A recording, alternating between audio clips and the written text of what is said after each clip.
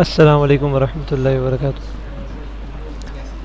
तो बेटा, I hope कि आप लोग का होमवर्क कंप्लीट हो रहा होगा और सारी चीज़ें समझ में आ रही होंगी। आज का हमारा टॉपिक जो है ना वो बाइनरी रिलेशन है, राइट। और बहुत सेट्स तो वैसे ही माशाल्लाह आप लोग खुद देख रहे होंगे, ईजी भी है समझने के लिए। और दूसरी बात ये कि आप लोग शुरू से ही उसको पढ़ते हुए आ रहे हो, तो कोई ऐसा इशू नहीं है। खैर, बाइनरी रिलेशन आप लोग के लिए शायद एक नया टॉपिक हो। है बहुत सिंपल। जैसे हमने कल पढ़ा था कार्टेशियन प्रोडक्ट, यानी ए क्रॉस बी या किसी भी दो सेट्स का जो है ना प्रोडक्ट कैसे निकालते हैं, तो उसी से रिलेटेड बाइनरी रिलेशन है। क्या है basically? A binary relation from set A to a set B is just a subset of A cross B. यानी यानी कार्टेशियन प्रोडक्ट किसी भी दो सेट्स का, उसका कोई भी सबसेट जो है ना वो बाइनरी रिलेशन कहलाएगा। For example, let A is equals to X comma Y and B is equals to -1 0 1। ये दो सेट्स हमने लिए और इन दोनों सेट्स का हमने कार्टेशियन प्रोडक्ट ले लिया। तो एज पर जो हमने सीखा है वो कैसा है? First set of the first element of the first set, first element of the second set, इसी तरह first element with second element, फिर first element with third element. इसी तरह आपने ये कार्टेशियन प्रोडक्ट निकाल लिया। अब इसका कोई भी सबसेट, चाहे मैं दो एलिमेंट्स का बनाऊँ, चाहे मैं एक एलिमेंट का बनाऊँ, आई मीन एक सेट एक ऑर्डर पेयर का बनाऊँ या दो ऑर्डर पेयर्स का बनाऊँ या चार का बनाऊँ या छः का बनाऊँ, या मतलब कितने भी ऑर्डर पेयर्स का मैं जो है वो सबसेट बना लूँ, ये एक बाइनरी रिलेशन कहलाएगा। जैसे रिलेशन 1, रिलेशन 2, मैं जितने चाहूँ बना सकता हूँ। तो ये बात क्लियर है? Binary relation is just a subset of the Cartesian product of two sets. किसी भी दो सेट्स का कार्टेशियन प्रोडक्ट का कोई भी सबसेट, चाहे वो एक ऑर्डर पेयर्स के साथ हो, दो के साथ हो, तीन के साथ हो, वो उसका बाइनरी रिलेशन कहलाएगा। कोई इशूज़ में? ठीक, तो हम आगे चलते हैं। Second topic which we are discussing today is domain and range of a binary relation. तो ये बहुत सिंपल सी चीज़ है। देखो, जब हमने बाइनरी रिलेशन की बात की तो हमने देखा ऑर्डर पेयर्स होते हैं, सही है, ऑर्डर पेयर्स, राइट, जो आपका राउंड ब्रैकेट में बनते हैं। तो बहुत सिंपल सी चीज़ है।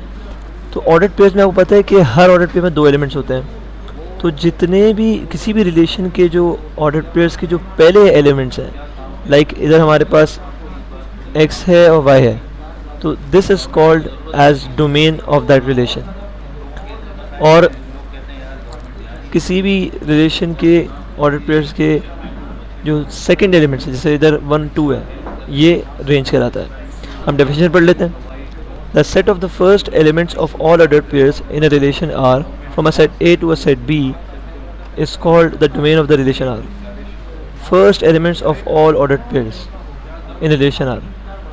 तो वही बात जो मैंने आपसे कही कि पहले एलिमेंट्स जो होते हैं ऑर्डर पेयर्स के वो डोमेन कहलाते हैं, और दूसरे सेकंड पे जो एलिमेंट्स होते हैं, जैसे लिखा हुआ है the set of the second elements of all the order pairs in the relation is called the range of the relation R. ठीक है, तो इसको हम रेंज कहते हैं। इसको हम लिखते हैं इसने dom R, range ran are.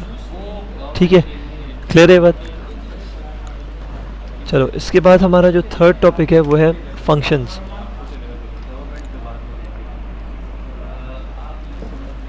अब फंक्शंस को समझने के लिए हमें पहले ही सारी चीज़ें क्लियर होनी चाहिए कि बाइनरी रिलेशन क्या है और डोमेन और रेंज क्या है, ये सारी बातें क्लियर होनी चाहिए। तब हम फंक्शन को समझ सकेंगे। ठीक है, तो हमें ये अपने कॉन्सेप्ट जो है ना बाइनरी रिलेशन के और डोमेन और रेंज के क्लियर रखने हैं। तो चलो हम फंक्शन की बात करते हैं। देखो, कोई भी रिलेशन, बाइनरी रिलेशन, फंक्शन कब कहलाएगा? कोई भी बाइनरी रिलेशन फंक्शन कब कहलाएगा, उसके लिए दो कंडीशंस हैं। ये दो कंडीशंस, इन कंडीशंस को हम एग्जांपल्स के थ्रू समझेंगे, जो कि मैं अभी आगे डिस्कस करने वाला हूँ। लेकिन ये बात याद रखनी है कि कोई भी बाइनरी रिलेशन फंक्शन जब कहलाएगा जब दो कंडीशन। पहली कंडीशन क्या है कि उस रिलेशन का जो डोमेन हो, उस रिलेशन के डोमेन यानी उसके पहले एलिमेंट्स जो ऑर्डर पेयर्स में होते हैं वो पहले सेट के बराबर होने चाहिए। लाइक ए इधर है तो ए हमने कह दिया। सेकंड चीज़ ये कि हर एलिमेंट जो सेट ए में है वो कनेक्ट होना चाहिए एग्जैक्टली एक एलिमेंट के साथ जो बी में है, एक से ज़्यादा के साथ नहीं हो सकता। क्लियर? अब चलो पहले एग्जांपल देखते हैं।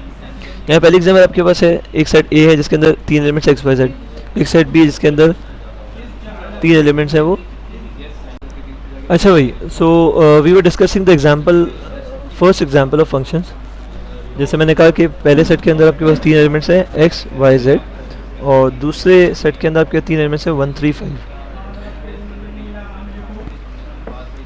देखिए यहाँ पे पास जो x है वो एसोसिएटेड है विद 1 एंड 5, और z भी एसोसिएटेड है विद 1 एंड 5, और आपका ये रिलेशन इस तरह बन रहा है कि x1 x5 z1 z5।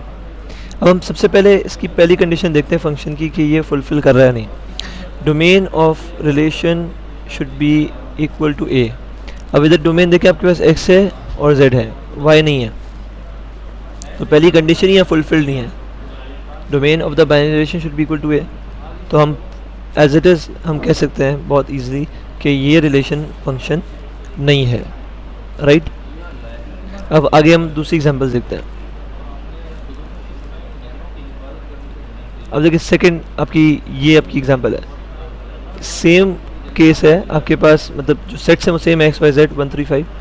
यहाँ पे आप देखो इसकी सबसे पहले हम पहली कंडीशन देखते हैं, पहले इसका एसोसिएशंस देखते हैं। एक्स 1 के साथ एसोसिएटेड है, वाई 3 के साथ एसोसिएटेड है, जेड 1 और 5 दोनों के साथ एसोसिएटेड है। अब यहाँ पे देखो रिलेशन जो बन रहा है X Y Y 3 Z 1 Z 5। यहाँ पे आप डोमेन देखो एक्स वाई जेड, डोमेन तो पूरा है, यानी आपकी पहली कंडीशन जो डोमेन की है कि रिलेशन में जो बाइनरी रिलेशन में जो डोमेन हो वो आपका पहले सेट के बराबर हो, तो वो तो फुलफिल हो रही है। लेकिन क्या दूसरी कंडीशन फुलफिल हो रही है? क्या आपका पहले सेट के हर एलिमेंट क्या हर एग्जैक्टली एक एलिमेंट के साथ एसोसिएटेड है? तो यहाँ में नज़र आता है कि नहीं, z जो है ना वो 2 के साथ एसोसिएटेड है, 1 और 5 के साथ। तो दूसरी कंडीशन यहाँ पे फुलफिल नहीं हो रही, तो ये भी फंक्शन नहीं है। अब आते हैं हम तीसरी एग्जाम्पल। तीसरी एग्जाम्पल में आप देखो नज़र आ रहा है आपके पास X Y Z 3 elements 1 3 5 3 elements, X 1 के साथ एसोसिएटेड है, वाई 3 के साथ, जेड 5 के साथ। Domain of the relation equal to है, ये बात क्लियर है, पहला कंडीशन फुलफिल हो रही है। दूसरी कंडीशन कि पहला जो आपका रिलेशन है उसका जो डोमेन है वो उसका हर एलिमेंट वो एक के साथ एसोसिएटेड होना चाहिए, वो एक के साथ ही एसोसिएटेड है। तो ये रिलेशन जो है ये आपका फंक्शन कहलाया जाएगा। क्लियर है? तो अभी तक हमने क्या क्या डिस्कस किया? हमने डिस्कस किया binary relation, easily understood. Second हमने डिस्कस किया domain and range of a binary relation, हमने डोमेन देखा, रेंज देखा, क्या क्या होते हैं। फिर हमने फंक्शंस पढ़ा कि फंक्शन कोई भी बाइनरी रिलेशन फंक्शन कब कहलाया जाएगा, और उसकी 2 कंडीशंस को हमने स्टडी किया डिफरेंट एग्जांपल्स के थ्रू। तो आई थिंक आप लोग को ये सब चीज़ें क्लियर हो गई होंगी, राइट? अच्छा जी,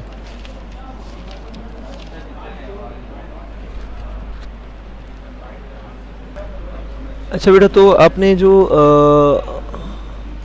आपने आज हमारा जो होमवर्क है वो क्वेश्चन नंबर 7 देखें। How many relations can A cross B have if set A has 4 elements and set B has 3 elements. तो हमें इसमें इस क्वेश्चन में ये निकालना है कि ए क्रॉस बी के कितने रिलेशंस बन सकते हैं जब ए के पास 4 एलिमेंट्स हो और बी के पास 3 एलिमेंट्स हो। तो अगर हम सिंपली देखें तो हम एक अंदाज़ा हमें हो जाएगा कि अगर हमारे पास एक सेट के अंदर 4 एलिमेंट्स हों, एक सेट के अंदर 3 एलिमेंट्स हों, तो हमारे ए क्रॉस बी में यानी कार्टेशियन प्रोडक्ट में कितने ऑर्डर्ड पेयर्स बनेंगे। तो आपके ऑर्डर्ड पेयर्स 12 बनेंगे, राइट? 12 आपके ऑर्डर्ड पेयर्स बनेंगे। लेकिन हाँ, उसका सवाल ये है कि ऑर्डर्ड पेयर्स तो बन गए, कितने रिलेशंस बन सकते हैं? सही है, तो हम सेम फॉर्मूला जो हमने पहले भी यूज़ किया है वो यूज़ करेंगे, 2 की पावर आपका n, राइट? तो अगर हमें जो हमने पहले सबसेट्स में भी निकालने में यूज़ किया था वही रिलेशन निकालने में भी यूज़ होता है। तो लेकिन वहाँ पे हम लोग एलिमेंट्स n की जगह एलिमेंट्स लिखते थे, यहाँ हम n की जगह ऑर्डर्ड पेयर्स लिखेंगे। तो हमारे यहाँ हमें पता है ऑर्डर्ड पेयर्स कितने थे? 12, राइट? 12 ordered pairs. तो इसका हम आंसर कैलकुलेट कर लें 2 की पावर 12 इज़ इक्वल टू, हाँ भाई कोई कैलकुलेटर यूज़ करके बताए।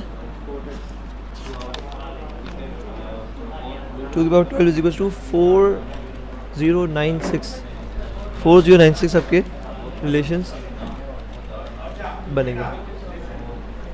क्लियर? ये आपका क्वेश्चन नंबर 7 का आंसर है, राइट। नाउ क्वेश्चन नंबर 8 जो है ना वो आपने ट्राई करना है बाय योर ओन। ये आज की हमारी क्लास है। इंशाल्लाह we'll meet tomorrow to study different types of functions, right. हमारा जो नेक्स्ट टॉपिक होगा, अभी तो हमने फंक्शंस पढ़ा है, इसमें कुछ उसकी टाइप्स हैं like onto function, one to one function and one to one and onto function. ये हम कल इंशाल्लाह स्टडी करेंगे, ठीक है जी। अस्सलामु अलैकुम वरहमतुल्लाहि वबरकातुहू।